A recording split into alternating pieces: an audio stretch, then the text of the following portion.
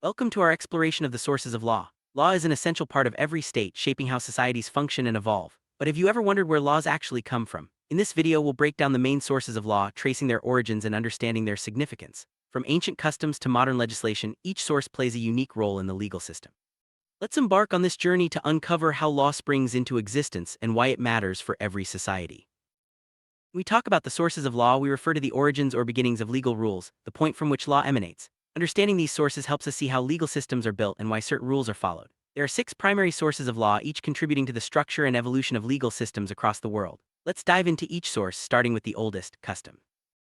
Customs are the oldest source of law, arising from long-standing habits practiced by people over generations. In early societies before written laws existed, customs regulated human behavior. These unwritten rules became so ingrained that violating them was seen as breaking the law itself. For example, in the United Kingdom, customary laws form the backbone of common law. While customs can be powerful, states often intervene to abolish harmful practices such as sati or dowry by enacting new laws. Customs and law are deeply intertwined, shaping each other over time. Religion has played a significant role in the development of law, especially in ancient and medieval societies. In times when written laws were scarce, religious codes guided people's actions believed to be of divine origin. Even today, many legal systems are influenced by religious texts. Hindu law draws from the Manu Smriti, while Islamic law is based on the Holy Quran. When a state incorporates religious codes into its legal system, these codes become enforceable laws, blending spiritual beliefs with societal rules. Judicial decisions or judge-made laws are another crucial source of law. Since ancient times, disputes were settled by respected figures whose decisions were accepted by the community. Over time, this role became formalized, and today judges interpret and apply laws to specific cases. Their rulings often set precedents, guiding future decisions. This principle, known as stare decisis, ensures consistency and fairness in the legal system. As Justice Holmes famously said, judges do and must make laws. Scientific commentaries and interpretations by legal scholars have greatly influenced the evolution of law. Eminent jurists like Blackstone in the UK and Kent in the USA have shaped legal thought through their writings. Judges in courts often refer to these expert opinions when interpreting complex legal issues. While not binding, these commentaries provide valuable insights and help clarify the law, ensuring that legal systems remain dynamic and responsive to new challenges. Equity refers to the principles of justice and fairness applied by judges when existing laws are inadequate or silent on a particular issue. When strict application of the law would lead to unfair results, courts rely on equity to ensure just outcomes. This source of law fills gaps and corrects rigidities, making the legal system more humane and adaptable. Without equity, law would lose its essential quality of fairness. Legislation is the most important and modern source of law. The legislature, an organ of the state, is responsible for making laws through a formal process. Laws passed by the legislature are recorded in statute books and are binding on all. When the legislature is not in session, the executive can issue ordinances or decrees which have the force of law. Legislation reflects the will of the majority and adapts to the changing needs of society. The increasing complexity of governance, legislatures often delegate lawmaking powers to the executive. This is known as delegated legislation. The executive frames detailed rules and regulations within the framework set by the legislature. This process allows for flexibility and timely responses to new issues. However, delegated legislation is subject to controls, such as parliamentary supervision and judicial review, to prevent abuse of power. Modern democracies, public opinion plays a vital role in shaping laws. Through mechanisms like referendums and initiatives, citizens can directly influence the lawmaking process. Switzerland is a prime example where public opinion is reflected through direct democracy tools. Lawmakers must consider the views and needs of the people, ensuring that laws remain relevant and accepted by society. John Austin, a prominent legal theorist, identified 3 meanings for the term source of law. First, it refers to the immediate or direct author of the law, typically the sovereign. Second, it can mean the historical document from which the law is known. Third, it refers to the causes or factors that bring legal rules into existence, such as customs or judicial decisions. Understanding these meanings helps clarify the complex nature of legal sources. Historical jurists like von Savigny and Henry Maine believed that law is not simply made but formed over time. According to them, the foundation of law lies in the collective consciousness of the people, manifesting in customs and usages. For these thinkers, customs and practices are the true sources of law, reflecting the spirit and values of society. Sociological jurists challenge the idea that law comes from a single authority. They argue that law is derived from multiple sources, including society itself. Ehrlich, for example, believed that the center of legal development lies in society, not just in legislation or judicial decisions. Duguid emphasized that law is based on public service, not the will of a single authority. This perspective highlights the dynamic and multifaceted nature of law. Legal scholar Salmon classified sources of law into formal and material sources. Formal sources provide the force and validity of law, such as statutes or court decisions. Material sources, on the other hand, provide the content or matter of law, which can come from various origins. This distinction helps us understand how laws gain authority and substance. Historical sources are rules that eventually become legal principles, often starting in an unauthorized form. Legal sources, however, are the instruments or organs of the state that create binding legal rules, such as legislation and custom. Legal sources are authoritative and recognized by courts, serving as gateways for new principles to enter the legal system.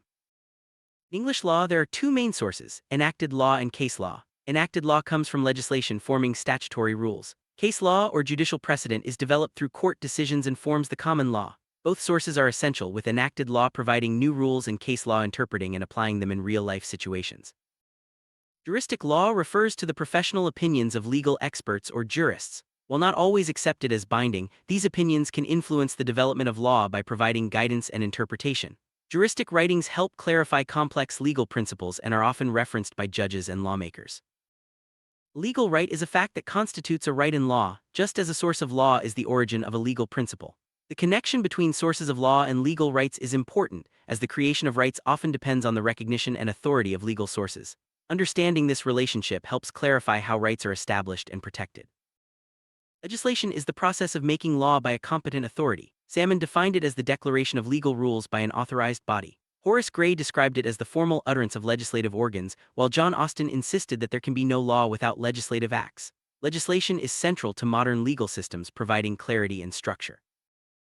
Analytical positivist school views statute law as the typical form of law, with legislation as the main source.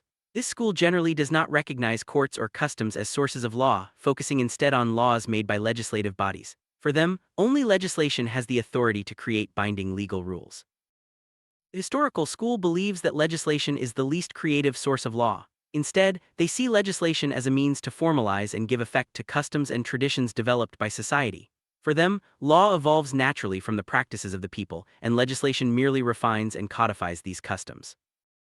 Legislation can be classified into supreme and subordinate types. Supreme legislation is enacted by the sovereign authority and cannot be repealed by any other body. Subordinate legislation is made by authorities other than the sovereign and depends on superior authority for its validity. This distinction helps organize the hierarchy of legal rules within a state. Delegated legislation is a form of subordinate legislation where the executive is empowered to make detailed rules within the framework set by the legislature. This approach allows for greater flexibility and timely responses to changing circumstances. In India, delegated legislation is common, with the executive acting within the limits of enabling acts passed by the legislature.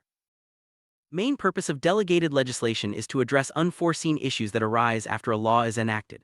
Legislatures cannot anticipate every detail, so the executive fills in the gaps with specific rules. This process ensures that laws remain effective and adaptable, allowing for adjustments based on experience and changing needs. Delegated legislation is subject to both direct and indirect controls to prevent misuse. Direct controls include parliamentary supervision and review. Indirect controls involve judicial review, where courts can declare rules inapplicable if they exceed legal authority. Public opinion and expert advice also play roles in ensuring delegated legislation serves the public interest. Legislation and court precedents each have unique features. Legislation can be easily repealed or amended by the legislature, while court decisions require lengthy litigation to change. Legislatures gather public and expert input, making laws that reflect collective needs. In contrast, judicial decisions are based on specific cases and may be influenced by individual biases.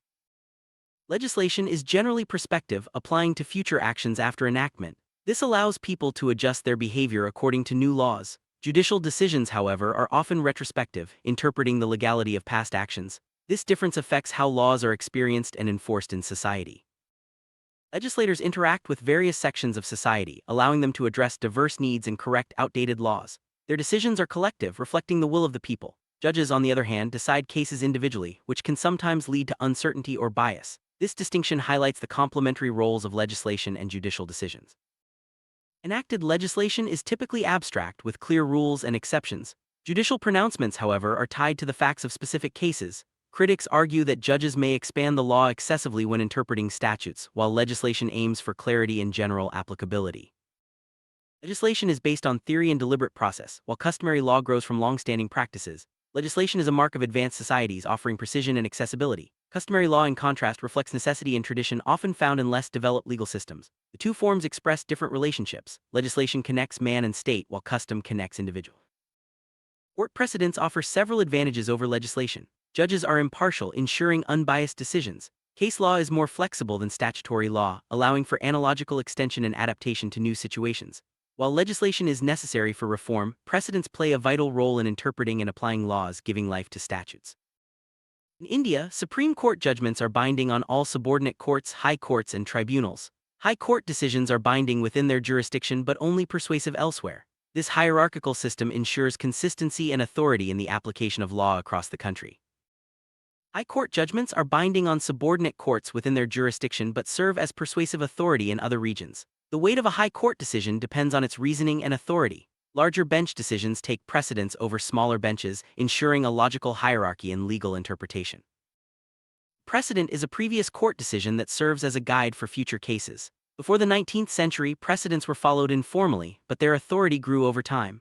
The declaratory theory holds that judges declare what the law has always been, though critics argue that judges often create new principles, especially in equity. Precedents are classified as authoritative or persuasive. Authoritative precedents must be followed by judges, regardless of personal opinion, and are considered legal sources. Persuasive precedents are not binding but may influence decisions, serving as historical sources. This distinction helps maintain order and flexibility in the legal system.